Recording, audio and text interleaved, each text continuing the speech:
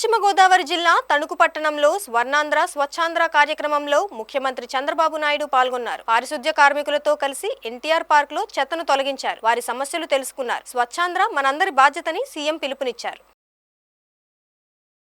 అనంతరం ఏర్పాటు చేసిన కార్యక్రమంలో సీఎం చంద్రబాబు మాట్లాడుతూ వేస్ట్ టు ఎనర్జీ కింద కుళ్లిపోయిన కూరగాయల నుంచి సంపదను సృష్టించే ప్రయోగాత్మక ప్రయత్నం తణుకులో చేస్తున్నామని తెలిపారు. ఇది సక్సెస్ అయితే రాష్ట్రమంతటా అమలు చేస్తాం. ప్రతి నెల 3వ శనివారం స్వచ్ఛాంధ్ర కార్యక్రమం పెట్టామన్నారు. రాష్ట్రంలో అందరూ నెలకు ఒకరోజు స్వచ్ఛాంధ్ర కోసం పనిచేయాలని కోరారు. ఇప్పుడే నేను వెజిటబుల్ మార్కెట్ దగ్గరికి వెళ్ళాను. దినానికి 1 టన్ను అమ్మేసిన తర్వాత వేస్ట్ అయిన వెజిటబుల్స్ వస్తాయి. వాళ్ళది మార్కెట్ యార్డ్ నుంచి నేరుగా మున్సిపాలిటీకి ఇస్తున్నారు. వాళ్ళు ఒకసారి తీస్తారు, ఒకసారి తీయరు, రోడ్డు మీదనే పెట్టే పరిస్థితికి వచ్చారు. ఇవన్నీ కుళ్ళిపోతే ఏమవుతుంది? కుళ్ళిపోతే అన్ని రోగాలు వచ్చే పరిస్థితి వస్తుంది. పరిసరాలన్నీ ఎక్కడికక్కడ కలుషితం అయిపోయే పరిస్థితులు వస్తాయి. ఈ రోజు అందుకే నేను ఒకసారి చూసిన తర్వాత మన అధికారులతో మాట్లాడి ఒక మంచి కార్యక్రమానికి శ్రీకారం చుట్టాం. అక్కడే మీరు చూస్తే వేస్ట్ టు ఎనర్జీ కింద కాంపోస్ట్ తయారు చేయడానికి ఒక టెక్నాలజీ వచ్చింది. దినానికి 1 టన్ను చెత్తంతా దాంట్లో వేస్తే కాంపోస్ట్ తయారవుతుంది. దాంట్లో నుంచి ఇంకో పక్క చూస్తే బయోడైజెస్టర్ అనే పేరుతో 10 లక్షల రూపాయలు ఖర్చు పెడితే ఆ 10 లక్షల రూపాయలు అక్కడ ఇన్స్టాల్ చేస్తే దినానికి 1 టన్ను కన్వర్ట్ చేసే పరిస్థితి వస్తుంది. దీనికి ఇనోకులం అని ఒక మెటీరియల్ వేస్తే 2,000 రూపాయలు రోజుకు అవుతుంది. 25 రోజులకు 50,000 అవుతుంది. కూలి కూడా 15,000 అవుతుంది. 65,000 ఖర్చు పెట్టాలి. ఇందులో 1/3 33% ఎక్కడికక్కడ మీరు చూస్తే మనకు కాంపోస్ట్ ఎరువు వస్తుంది. ఇది అమ్మితే దగ్గర 1,17,000 రూపాయల ఆదాయం వచ్చే పరిస్థితి వస్తుంది. ఇది కాకుండా దాంట్లో నుంచి లీసెట్ అని ఒక లిక్విడ్ వస్తుంది. ఇది మన చెట్లకు కొడితే ఏవైతే ఈ రోజు వచ్చే రోగాలన్నీ కంట్రోల్ చేస్తుంది. ఇది కూడా 26 లీటర్లు వస్తుంది. 650 రూపాయల రేట్ ఉంది. 50 రూపాయలకు అమ్మినా 32,500 రూపాయలు వస్తుంది. దీన్ని వర్కౌట్ చేయమన్నా ఒక ప్రయోగంగా ఈ యొక్క వెజిటబుల్ మార్కెట్ దగ్గర పెడతారు. ఇక్కడ సక్సెస్ అయితే ప్రతి ఒక్కది ఇక్కడ పెట్టే పరిస్థితి వస్తుందని చెప్పి కూడా నేను మీకు తెలియజేస్తున్నా. 47 ఏళ్ల క్రితం చంద్రబాబు అసెంబ్లీకి వెళ్లారని, 41 ఏళ్లుగా అసెంబ్లీకి వెళుతున్నానని తెలిపారు. 10 ఏళ్లు ప్రతిపక్ష నేతగా పనిచేశారని, తన జీవితమంతా అలుపెరగని పోరాటమని, నా చివరి రక్తపు బొట్టు వరకు మీకు సేవ చేయాలనేదే నా సంకల్పమని తెలిపారు. ఇప్పటి వరకు ఎంత పని చేశానో రాబోయే 5-10 ఏళ్లలో అంతకంటే రెట్టింపుగా పనిచేస్తానని తెలిపారు. రాబోయే 22 ఏళ్లలో మన రాష్ట్రాన్ని దేశంలో నెంబర్ 1 గా చేస్తానని చంద్రబాబు తెలిపారు. ఇదే రోజు 47 సంవత్సరాల కంటే ముందు నేను మొట్టమొదటిసారిగా అసెంబ్లీకి అడుగుపెట్టాను. ఇప్పుడు 41 సంవత్సరాలుగా అసెంబ్లీలో ఉన్నాను. ఈ రాష్ట్రంలో ఎవరికీ దక్కని గౌరవం దక్కింది. ఒక మాటలో చెప్పాలంటే ఇది అసాధారణమైనటువంటి గౌరవం.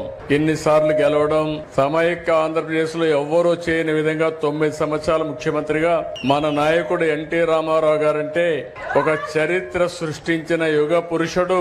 అలాంటి యుగ పురుషుడి దగ్గర నేర్చుకున్న తర్వాత 9 సంవత్సరాలు అందరికంటే ఎక్కువ సమయం ముఖ్యమంత్రిగా ఉండే అవకాశం మీరు నాకు ఇచ్చారంటే అదే నేను చూపించిన చొరవ, పట్టుదల.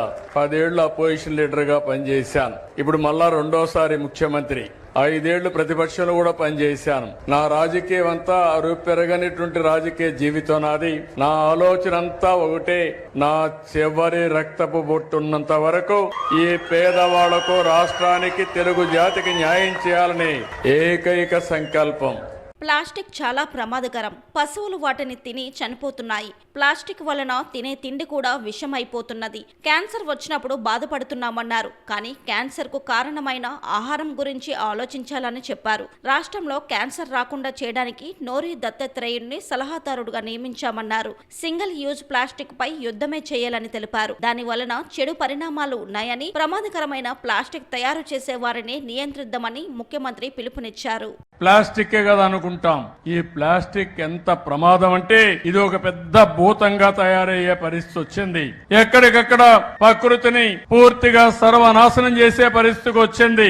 ఈ రోజు ఈ యొక్క ప్లాస్టిక్ ని పశువులు కూడా తినడం, తద్వారా పశువుల ఆరోగ్యం పూర్తిగా పోయే పరిస్థితి వచ్చింది. ఇది కాకుండా అలాంటి పశువుల వల్ల మనకు కూడా ఆరోగ్యం పూర్తిగా చెడిపోయే పరిస్థితి వస్తా ఉంది. ఇంకో పక్క ఎక్కడ కూడా మీరు చూస్తే ప్లాస్టిక్ అనేది భూమిలో కరగదు. ఎక్కడికక్కడ నిలిచిపోతుంది. ఈ రోజు ఎక్కడన్నా గానీ మున్సిపాలిటీలో మీ యొక్క మున్సిపల్ డ్రైన్స్ లో కనబడితే ఎక్కడికక్కడ చోక్ అయిపోయే పరిస్థితి వస్తుంది. ఈ ప్లాస్టిక్ అంతా నదుల్లో, సదస్సుల్లో, సముద్రాలకు కూడా స్ప్రెడ్ అయ్యి అక్కడ కూడా అది కుళ్ళి విషవాయువుగా మారి చాలా ప్రమాదాలు వస్తున్నాయి. దీనివల్ల మనం తినే తిండి కూడా కలుషితం అయిపోతా ఉంది. ఈ విషయం మీరు గుర్తుపెట్టుకోవాల్సిన అవసరం ఉంది.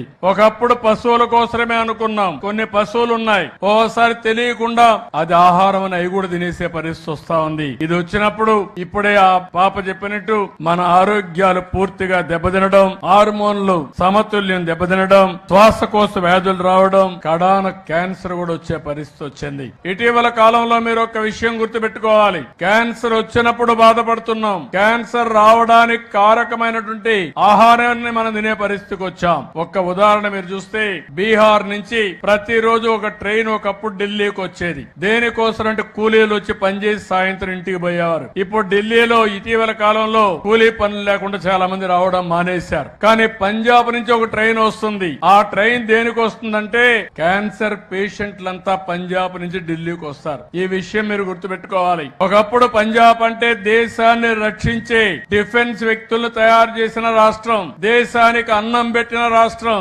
ఆంధ్రప్రదేశ్ అన్నపూర్ణ అయితే దీంతో సమాంతరంగా గోధుమలు గాని ధాన్యం గాని పండించి దేశం మొత్తం పంపించే పరిస్థితికి వచ్చారు. అక్కడ ఎరువుల్లో ఏదైతే ఉందో క్రిమిసంహారక మందులు గాని ఎక్కువ కెమికల్స్ వాడారు, ఫెర్టిలైజర్స్ వాడారు. దాని వల్ల ఈ రోజు చూస్తే అది క్యాన్సర్లు వచ్చే పరిస్థితి వస్తా ఉంది. ఈ విషయం కూడా మీరు గుర్తుపెట్టుకోవాల్సిన అవసరం ఉంది. మొన్నే నేను మన రాష్ట్రంలో పుట్టినటువంటి నోరి దత్తాత్రేయుడిని అడ్వైజర్ గా పెట్టి క్యాన్సర్ రాకుండా ఉండాలంటే ఏం చేయాలో చేయడం కోసం చర్యలు తీసుకుంటున్నామని చెప్పి కూడా నేను మీకు తెలియజేస్తున్నా. ఈ రోజు క్యాన్సర్ అనేది మనం నివారించుకునే అవకాశాలు కూడా ఉన్నాయి. యామారితే ప్రమాదం. ఈ రోజు మీరు చూస్తున్నారు, మా అత్తగారు క్యాన్సర్ తో చనిపోతే ఆ రోజు ఎన్టీ రామారావు గారు చెప్పిన తర్వాత ఆవిడ పేరుతో బసవ తారకం క్యాన్సర్ హాస్పిటల్ పెట్టాం. ఈ రోజు బాలకృష్ణ గారు చూసుకున్నారు. దాన్ని కొన్ని వేల మందికి ట్రీట్మెంట్ ఇచ్చే పరిస్థితికి వస్తున్నాం. ఈ రోజు ఇలాంటి కార్యక్రమాలు చూసినప్పుడు నేను ఒకటే మిమ్మల్ని అందరినీ కోరుతున్నా, ఎట్టి పరిస్థితుల్లో సింగిల్ యూజ్డ్ ప్లాస్టిక్ ని